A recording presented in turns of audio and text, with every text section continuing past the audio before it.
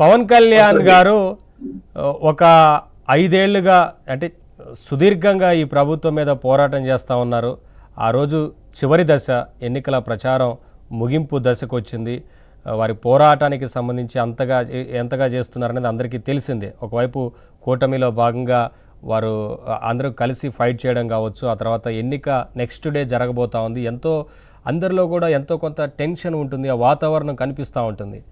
సరే, ఈ నేపథ్యంలో జరిగిన ఈ వ్యవహారం మొత్తం చూస్తుంటే ఏమనిపిస్తూ ఉందనేది? ఒకటి నిన్నంతా నేను పిఠాపురంలో ఉన్నానండి.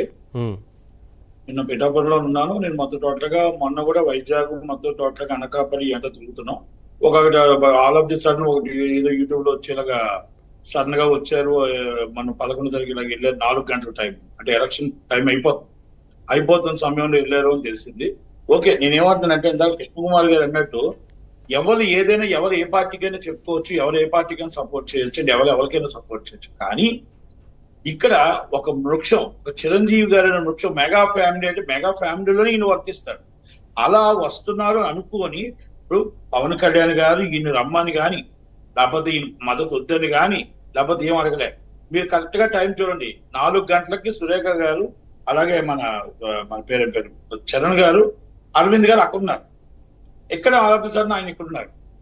ఉంటప్పుడు ఆయన అడగలేదు, ఆయన పిల్లలేదు, ఆయనే చెప్పాడు. అది సడన్ గా వచ్చారు. అయితే ఇదంతా ఒక ప్లాన్ ప్రకారం జరిగింది. 2:30కో 1:40 ఒక లెటర్ రిలీజ్ అయింది విజయమ్మ గారి లెటర్ ఎప్పుడైతే రిలీజ్ అయిందో ఆ లెటర్ కి కౌంటర్ గా ఈ కౌంటర్ వేశారనేది మేము అనుకుంటున్నాం. ఒకటి.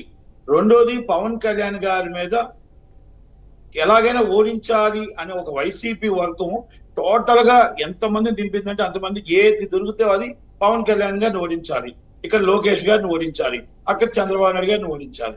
వాళ్ళు అదే పెట్టుకున్నారు. ఓకే, పవన్ కళ్యాణ్ గారిని ఓడించాలని ముద్రగడ పద్మనాభం గారు చాలా ప్రయత్నం చేశారు. నేను ఇంటికి వెళ్ళిపోయాను.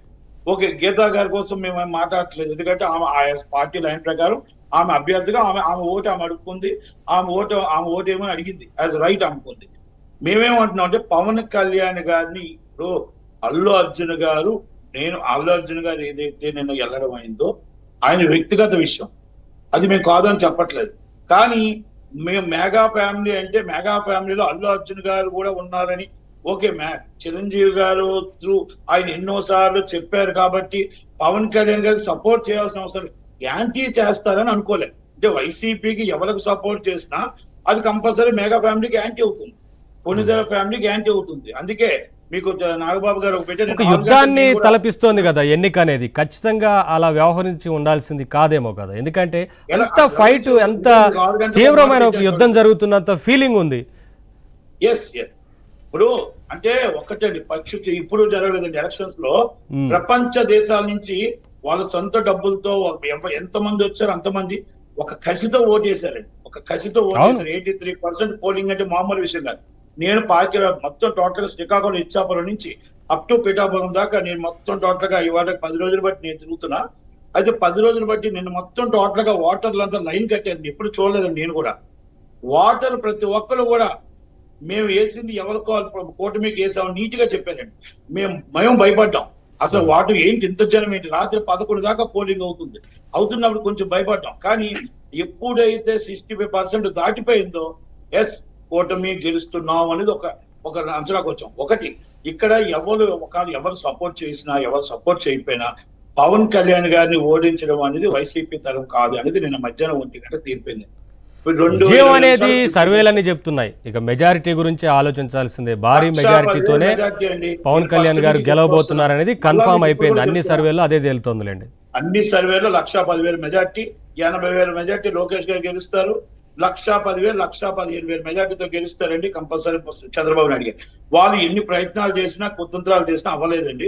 ఒక్కటి నేను ఎవరు ప్రజలు నిర్ణయించుకున్నారండి, మనం కాదు. అనధికార ఎగ్జిట్ పోల్స్ లో మీరు చెప్పినట్లుగానే అన్ని మీరు చెప్పిన 3 స్థానాల్లో కూడా భారీ మెజారిటీతో గెలుస్తున్నట్లుగా. ఎందుకంటే ఎగ్జిట్ పోల్స్ ఇవ్వకూడదు, ఎలక్షన్ కోడ్ ఉంది కాబట్టి. అనధికార ఎగ్జిట్ పోల్స్ లో మొత్తం సర్వేలు చెప్తున్న మాట అయితే భారీ మెజారిటీతోనే పిఠాపురంలో పవన్ కళ్యాణ్ గెలవబోతున్నారు అనేది అర్థమవుతా ఉంది. ఇప్పుడు మేమేమంటున్నామంటే అండి, ఇక్కడ అల్లు అర్జున్ గారు వేరా, లేకపోతే పవన్ కళ్యాణ్ గారు వేరా, లేకపోతే చిరంజీవి గారు వేరా అని లేదండి.